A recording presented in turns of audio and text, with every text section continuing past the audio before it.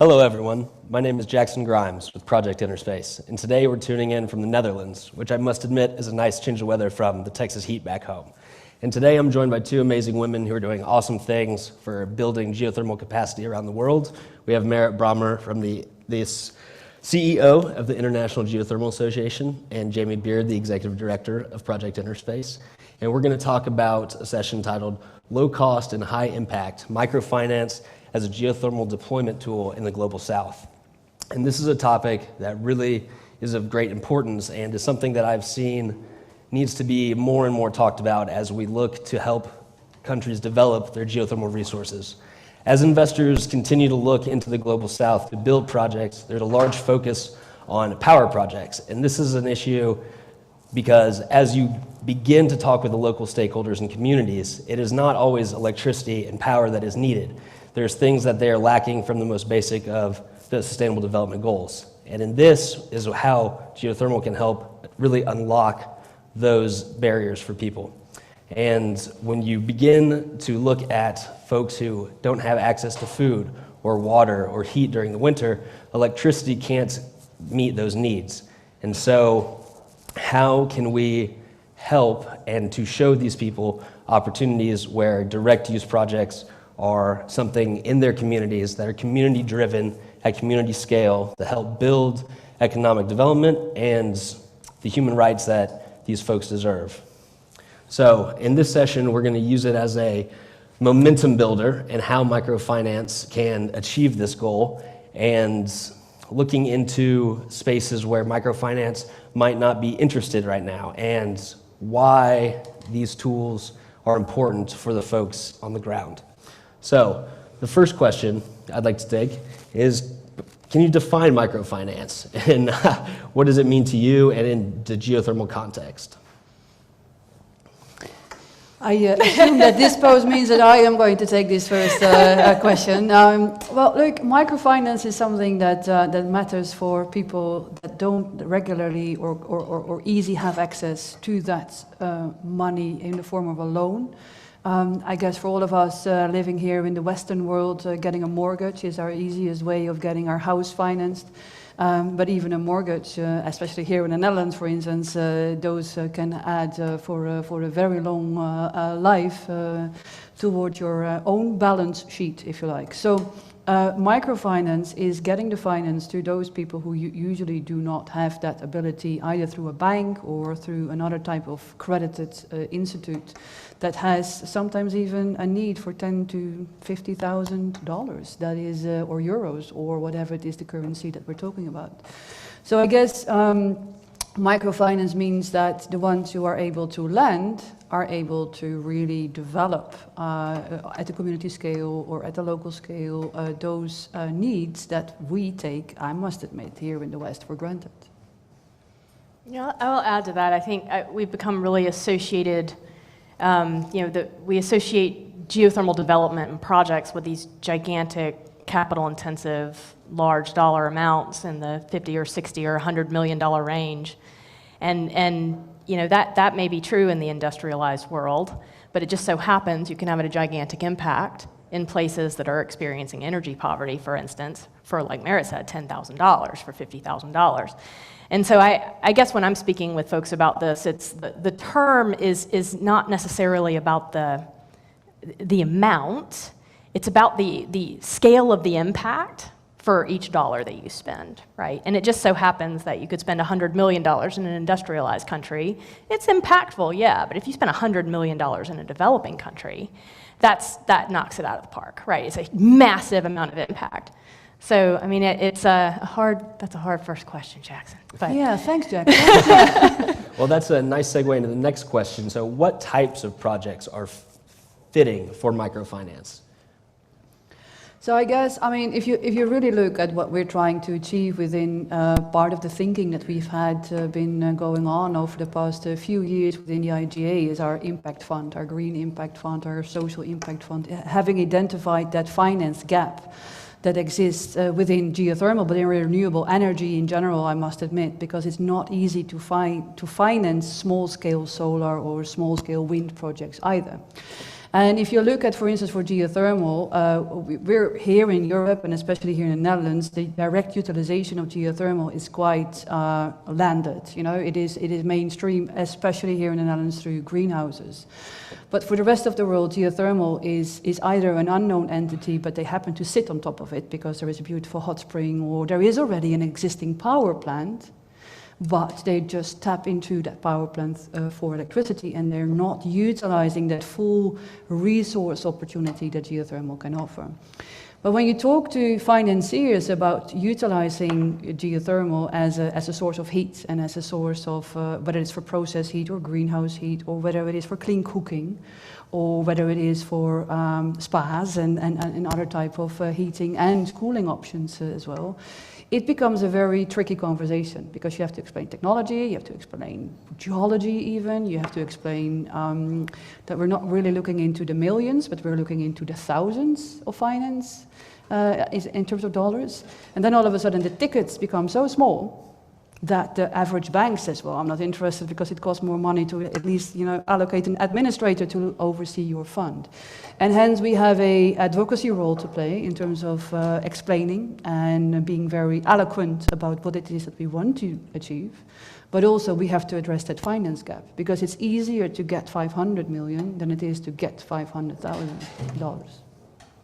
So I wonder out loud, as we look at the investments into these power plants, you know, when you can incorporate the cascading applications into that design from the original get-go, then that really opens up maybe a new outlook for people in those communities to say, hey, we can have a project attached to this plant. And so as the developing countries in, let's say, Argentina, who has a power plant in the works with the Inter-American Development Bank, you know, can there be means for those communities to benefit from greenhouses, from heating their homes, staying warm? It's a great opportunity. Yeah, I couldn't agree more, and I think this is there are many examples and, let's say, demonstrators of where let's say geothermal has been put to that test in terms of providing not only just electricity to the grid, but also offering development for the people. And let's take a look at Iceland, who are sort of coining the resource parks to their own benefit, for their own communities, for their own island. And energy security is an enormous driver, but it is also about understanding that you can utilize that resource for many purposes. And I think if you look at Africa today, we have the African Climate Summit that opened in Nairobi, where many state leaders, not only from the African Union, but also from all around the world, are gathering in Nairobi to, let's say, not only address the adverse impacts of climate change, but also address the fact that, you know, from the continent point of view, from an African point of view, contributing so little towards climate change, but having that impact of climate change on their continent. And hence, Nairobi and Kenya being the leader in geothermal within that continent, I was very pleased to see GDC and KenGen, those are the two leading companies in Kenya, promoting geothermal as a tool for development, even on that small scale. So resource parks in Kenya, in Olkaria, Menengai field that is being developed, greenhouses being built, women get to work. And it's that economic development that is provided through geothermal, much more than just that solar or wind electricity game, is something that GDC brought to the spotlight today. And I think that is the game we have to play bigger and better. So in your all's search for people willing to help spur the microfinance movement, what are some of the challenges or obstacles that you've come across? You want to start? Oh, sure. Yeah, this is going to be a long one. We'll take the rest of the session on that. There you go, and I'll chime in. So I think the finance gap is one thing. I think the finance gap is a big one, to understand that money, but Jamie is much more eloquent, putting more impact to the dollar. I think that is what you said. And I guess this is an important challenge that we have to promote, that we can get impact with only, you know, a couple of dollars that we can spend in terms of developing geothermal in certain countries. And yes, this is not about a few dollars, this is about the thousands of dollars, of course, but it's not about a million. millions. And I guess the finance gap in order to get people interested in geothermal from that perspective is not an easy one. Second one, what I observed, I travel quite a bit and I do enjoy that. Consider myself also sometimes as the ambassador in that way for geothermal. And that has brought me, of course, to the most extraordinary places where geothermal is already manifested in their energy policies in the form of power plants or other types of direct utilizations. But I also come to places where, for instance, the legislation or the regulatory framework is just not allowing low enthalpy resources to be developed. Meaning that the policies are set for the high enthalpy or for utilizing geothermal for electricity. But it's not set, and set for purpose, to extract then, or to cascade it down, as you eloquently put, and to utilize that geothermal resource for cooking, or for dehydration of fruits, or for coffee. I mean, if you look at where geothermal countries are overlapping with coffee-producing countries, it's phenomenal. It's phenomenal. But we're burning diesel, you know, to roast coffee. Well, we can also do that with geothermal. But regulation sort of obstacles are then blocking that sort of development. So that would be my number 2. Yeah, so from the InnerSpace perspective here, we've been trying to raise money for geothermal. That's what I've been up to the last few years, and there are some broad observations here on the global south and the microfinance front.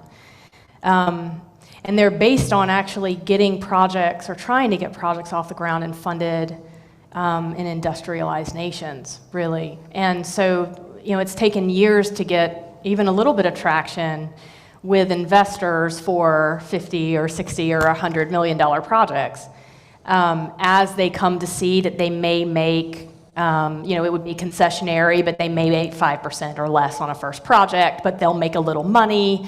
And there'll be impact investors. That's starting to catch, and that's great. But these are projects where people can show up in industrialized countries where these investors often live. They can directly benefit from these projects. They can see the benefit they're getting. It gets very abstract when you start talking about these concepts. And I almost wish I wasn't a panelist. I wish I was a moderator on this one because, Jackson, the reason InnerSpace got excited about this topic is Jackson, because he's been all over the world and visiting these places and seeing the impact these small projects could have on entire regions and villages in the global south, and how incredibly cheap it would be to do some of these projects when you're comparing these with industrialized, these 60 or $80 million projects.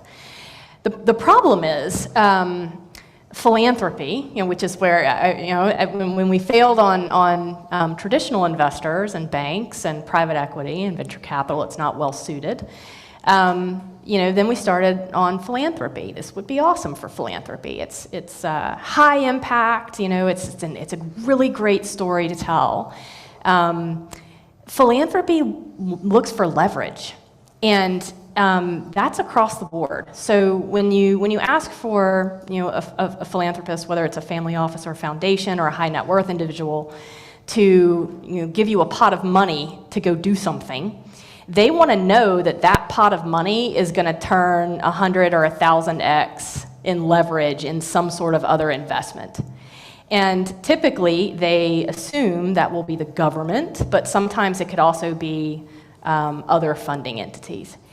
And where the failure is, from my standpoint here so far with philanthropy, is you can't prove the leverage, at least not yet, right? So we can't point to anything to say, if we spent, give us a couple of $1 million, we'll go deploy 15 or 20 projects.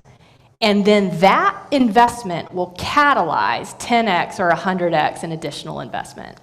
That's where we fail, right? If we can't show the leverage. And so it's a really rare philanthropist that will just hand you money and, without a really good, firm narrative on impact. So it's a struggle. And speaking on leverage, microfinance, less than $50,000, and it's aimed to leverage local skill sets to fill for a lack of collateral. How can these geothermal microfinance possibilities change the traditional model for microfinance? How that can change? Yes. Or how to get the money in order to do that? What would be different, since so many of these folks don't have the skills required to run a geothermal plant? Don't have any local skill sets to necessarily offer to the development of the project. What are the smaller, direct use opportunities that you see? Oh, that's a good one. Yeah, that's a good one. Yeah. So I think geothermal is so compelling for that reason compared to these technologically complex projects, even solar and wind with storage, where you have to have local capabilities for operations and maintenance.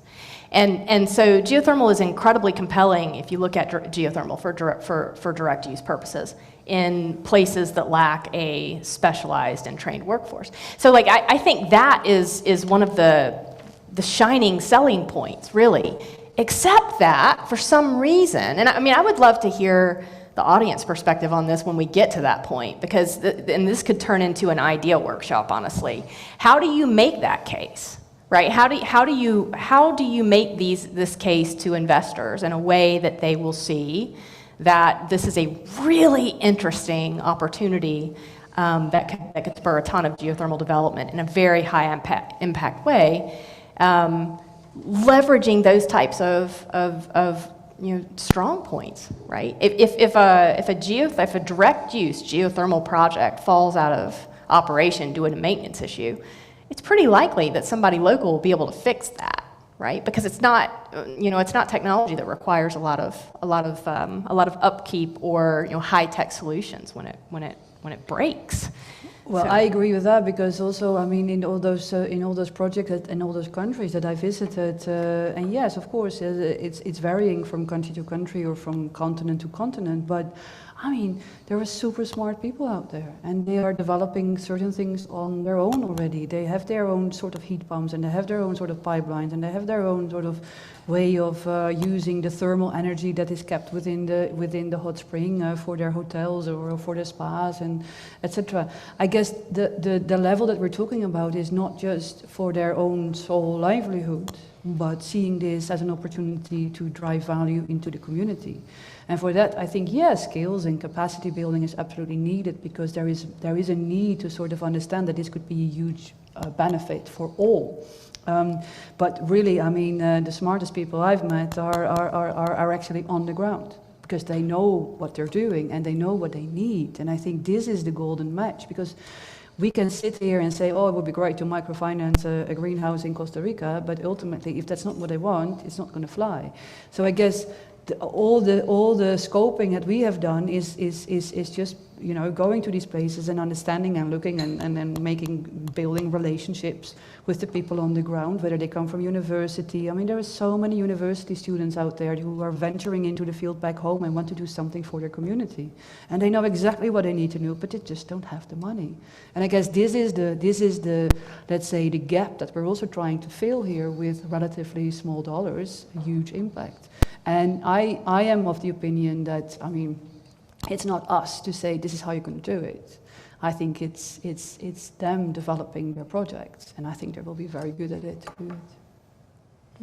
Excellent. And something to add to that, just because when there's a mechanical breakdown, one person who's skilled and can fix it, but you have all these people in the community that now have a job maybe related to that project. So you're not just building know-how in the geothermal sector, but it's other things, because for sometimes these rural, remote communities, there's just not jobs available. And then to suddenly have something like a greenhouse or a coffee drying facility there, it really builds pride in the community and opportunities within it. Yep. Like an innovation engine. But this is it, and I think here, not to say that we are all biased here, but I guess we are in a way very biased here in this economy and in this situation, not only in Europe, but I guess it's the same in the US. That we think that innovation is really on the digital side, or that we really have to go faster and bigger and better. But sometimes the small scales, the small things matter, and the small things can have huge benefits for a community or for a family even that lives below $1 a day. Because let's be honest, there are people out there, 700 million out there, who are still having no access to electricity or energy at whatever form and shape. That's a lot of people. Let alone that their facilities such as infrastructure towards education or hospitals or healthcare in general is as good as what we think it is. So I guess innovation and help, and yes, I'm always in awe with Jamie anyway, but when you bring in philanthropy, I would really like to see some philanthropies coming together. Well, me too. Yeah, and funding exactly that, because then they can save the planet and do good to people. Yeah. Wonderful. And a question, you know, because we're talking about how to break the mold and things like that, but when we look at successes, Kenya shines as a light on that. And the work that the Geothermal Risk Mitigation Facility of Eastern Africa has done to really help build capacity in the region, you know, is this an opportunity that could perhaps be replicated in other areas?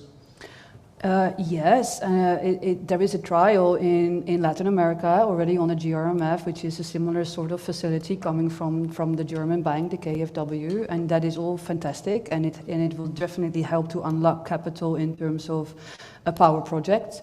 Kenya hence Africa and the GRMF is now opening up the direct use opportunities, and hence there is an opportunity for those countries not only bordering Kenya but also the entire rift to look into their resources and understand that they can build their resource parks and that they can really utilize the heat instead of just going for that electricity. However, the GRMF is very much focused on funding a pre-drill risk, exploration risk, 60%. So 40% needs to be brought in by private equity or another form of money. And that is for the developers within the Kenya base. You can see it now developing. There is the first international contractor is now developing a field in Kenya, which is in 23 the first of a kind, which is really bizarre if you look at the resources that Kenya has. But that's how long things take in terms of getting private money or international money combined with the GRMF. So yes to that, I think it is an example how to move on big projects. But similarly, it will take some time to implement in the neighboring countries those small-scale projects because they are not used to finance that with a 60-40 private equity and sort of loan type agreement. Mm. So geothermal, it needs to be attractive to the borrower when it's going to replace something like coal or wood, diesel in these remote locations.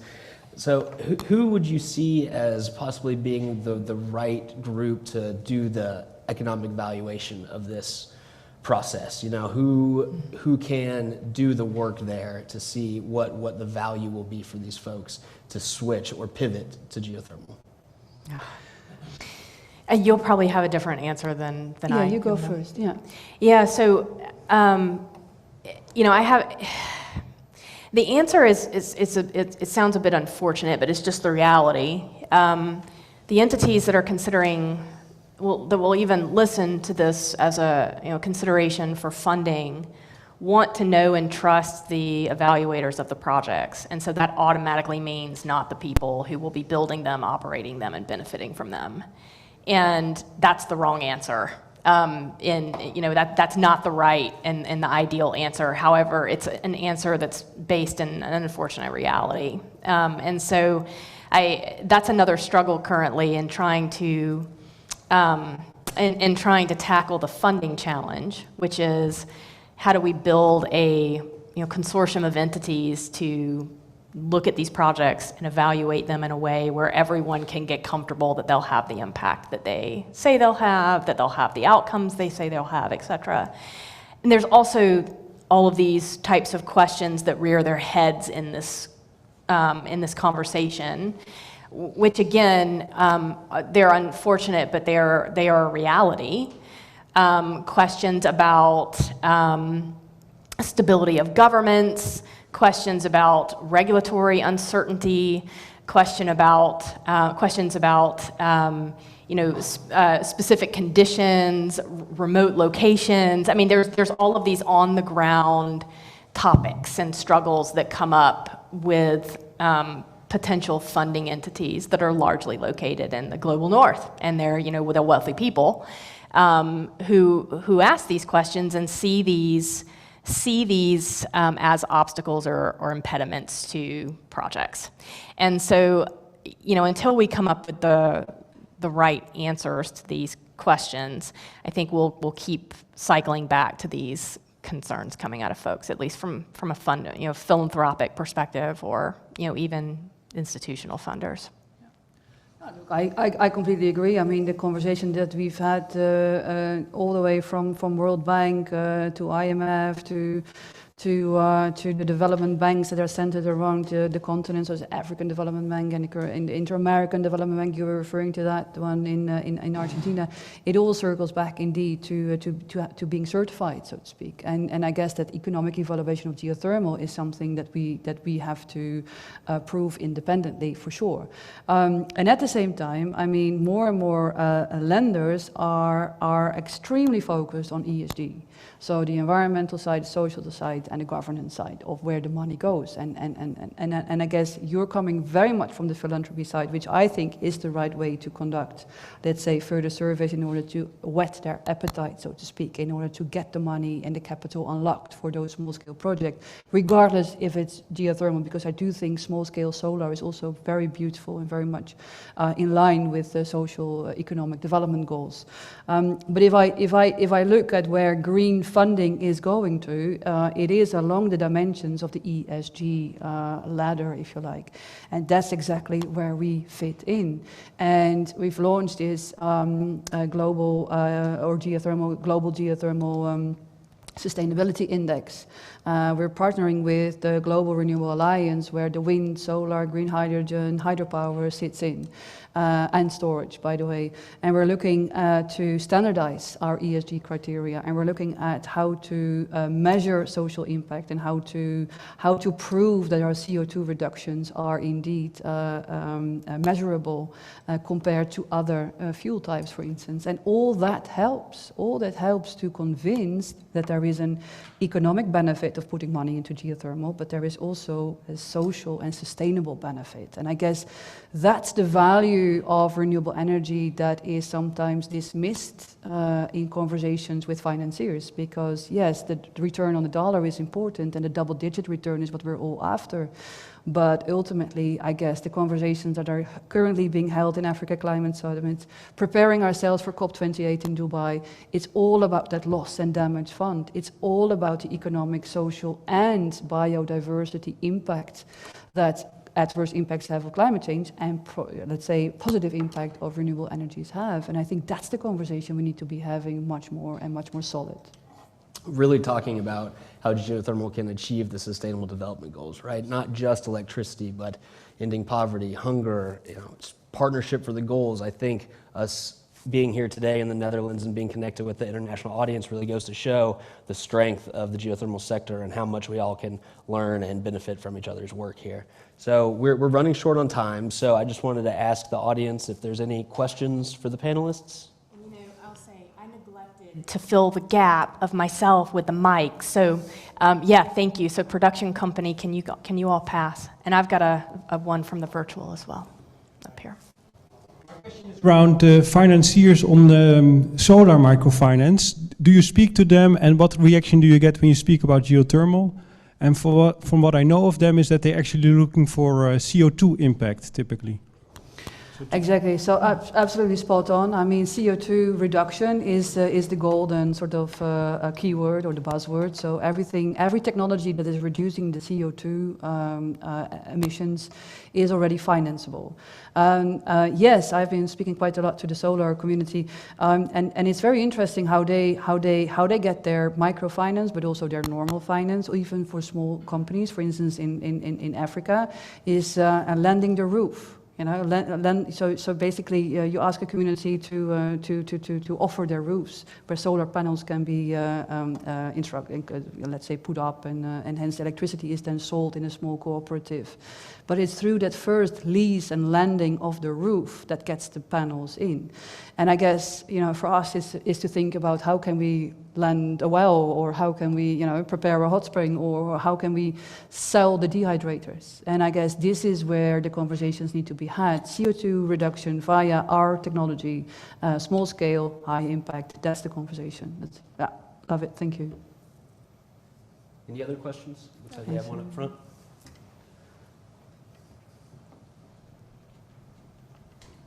Yes, thank you. Are there examples of geothermal energy being brought to remote communities, and also geothermal energy being used to decentralized salt water to bring fresh drinking water to those people that really need it. Because with climate change, that's a huge problem. Yeah, I agree. Shall I take this? Yes, please. Yes. And yeah, Yeah, I mean, you've got you and Jackson both. Well, you can take it. Well, I was just going to comment on, Marit brought up the universities that are looking at this right now, and in Mexico, the IDEA at the University, Autonomous University of Mexico, they actually have a desalination project in a remote area that works quite well for the community there, and they're very happy with it, and now this has grown interest in geothermal in that group, where it's now people are doing dehydration facilities for the fruit, which thus creates an economy for the people there to sell the product, and it's wonderful, and it has implications all up and down the Baja Peninsula there. And then also there's a group out of KAUST University that's working on this, and the research there obviously has great implications for the Middle East. Yeah, so to tap into that, KAUST University is in Saudi Arabia, and they're playing the leading game for both for desalination, geothermal, but also for cooling. And hence you see that in the Middle East region, and I guess there were some pivot sessions as well on the Middle East, because this is the exciting stuff that's happening, creating demand due to climate change, as in we need to cool, and then geothermal is there because the resources are vast and imminent. And on off-grid and remote communities, I think those two are going well together, off-grid and remote, and hence what you see is that islands have coined sort of, utilizing geothermal. So especially the Caribbean is now on the rise. We have an existing power plant in Guadeloupe, but St. Lucia is embarking on their journey. Dominica is embarking on their journey, all because of their volcanic islands. So they sit on this treasure, but also to become independent, energy security, and hence that sort of movement towards being independent in an off-grid environment is sort of the motto for a lot of these communities. And I guess this will also help to connect the last mile, as they say, because you cannot reach, some certain countries, and I am from the Netherlands, so I know how sort of easy it is in a small country, but there are countries bigger than ours, and Jamie knows all about that coming from the States. And you cannot connect sometimes the entire grid through the transmission lines, and hence having off-grid standalone options is going to be crucial to get to 2050 in terms of the energy goals. And so I think geothermal can play a huge role there, but it is a tricky one because we are always seen as a affordable technology to balance the grid, for base load. But I think we should also sometimes change the conversation in terms of realizing our independence, our energy security, and hence all the ESG goals that come with geothermal. I would say geothermal has been, in my view, misbranded and is suffering from that misbranding. And I think a lot of the misbranding is baseload electricity source. Everybody defaults to that and then looks at the business case and doesn't see it, at least from a funding entity standpoint. So heat, industrial heat's a good one, but I think cooling is I didn't mean to do that, but anyway, cooling is going to be a really good one for geothermal, but that nobody's talking about, right? And I don't mean just for really hot places like the Middle East, though I'm really excited about that panel. That's like week 3 or 4 pivot, but I mean for the global South. I mean, I think the world right now is not taking into account that we have, one wet bulb event in a vulnerable place in the world where people don't have access to cooling, and there are a lot of deaths. And then all of a sudden, this is going to be a huge issue. How do we cool places that are too hot without straining, in some places, a non-existent grid that's already stretched and experiencing energy poverty that doesn't have any electricity? How do you run electric air conditioners, right? Well, that's where geothermal could come in. But it is amazing to me how little people realize that geothermal can cool as well, right? This is not even part of the conversation. People barely understand that geothermal exists. Right, so we've got some hurdles, but I think the cooling angle is a really exciting one. We've just got to figure out the messaging on that and how, because it's not super intuitive, and I think that's part of the problem. But wait a minute, it's heat, right? What do you mean, right? Yeah. So, yeah. Needs to be an ongoing discussion with the people involved in these projects and let them know that geothermal is not just one facet. It can do so many things, right? Do we still have time for the question from the Well, it was more of a virtual comment, and there's actually two. So one of the comments was, yes, for project evaluation, good response. However, how about pairing local communities with a third-party review with a firm set of metrics to, work on project evaluation? Yeah, I mean, we got to build that stuff, right? Because it just doesn't exist right now. And part of the theme of Pivot is really an acknowledgement that sounds awesome, but we can't build that right now because people aren't even talking to one another. So it's something that we've got to do. It's all these elements that we need in order to become this global sort of think tank, right? Yeah. And the second audience question was, is there an example of this in the Netherlands, because it's so agriculture heavy and they're relatively small dollar projects, and I think that would be an amazing one for this audience. So is there a scheme or a project that people have in mind here where this has a microfinance mechanism has been applied and actually funded something that had an impact here in the Netherlands? I don't know the answer to that. Do you? No, maybe Radboud knows because. Wait, can we get a micro? Let's get a microphone. Yeah, look, because the virtual audience can't hear you without a mic. Yeah, our focus has been very much on low enthalpy heat. So we focus very much on that in the type of geothermal energy which we take from a depth from 1,500 meters till about 3 kilometers. That is what we look very much at the geothermal sector. Hans Bolscher said as well that you have this heat storage and cool and heating systems. We as a sector do not engage so much in it. However, it's there in the Netherlands as well to cool your house with heat pumps, etc.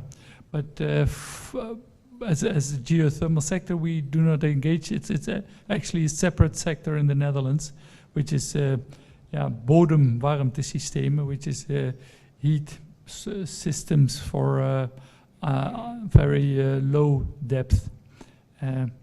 So not very good answer to you, but we have a lot of those systems as well in the Netherlands where cooling and heating is used, but it's another type of system. I was going through IKEA catalog, and you may think this is a segue, but I'm coming back to geothermal. So IKEA for us here in Delft, they are the demonstrator site or something for Europe or maybe even for the world, and they are now launching buy your own solar pack. And you know IKEA, you have to install everything yourself, and then there's a helpline and whatever. But for 8,000 or something, you could buy your own solar panel pack for a few kilowatt production, which is really, really nice. For us, I think to think about is to engage with IKEA and bring on geothermal modular packages to the market that people can install themselves. Because apparently if solar was doing that, we could be doing that. And that's the technology, maybe on a very small scale. It is something that you have built within the greenhouse sector, Radboud here, because ultimately it is about getting people to realize that, yes, you can stay with gas to produce energy and play with that. And maybe in the volatility market, you win some, you lose some. But ultimately, climate change is going to determine policy. And the policy says, specifically here in Europe, but worldwide as well, that we're going to go down in CO2 reductions. And alternatives will be and must be found. And I think if we can bring modular, small-scale geothermal heat pumps, dehydrators, coffee producers, whatever it is, to the market via a game-changing institute like IKEA, I think we're getting finally to messaging home that we are sellable and that we're bankable. It's got to come with a shovel. Yes, with a shovel. That's why you're here. That'll open up a whole new world of opportunity there. And so thank you both for your dialogue on microfinance today. And I hope everyone took something away from this, and it's clear that we still have a ways to go before we can figure out all the challenges that microfinancing faces. But I believe through conversations such as this and partnerships with the IGA and Project InnerSpace and more, that we can bring the power of geothermal to the global south that really needs the type of impacts and benefits that this energy source can hold. Thank you.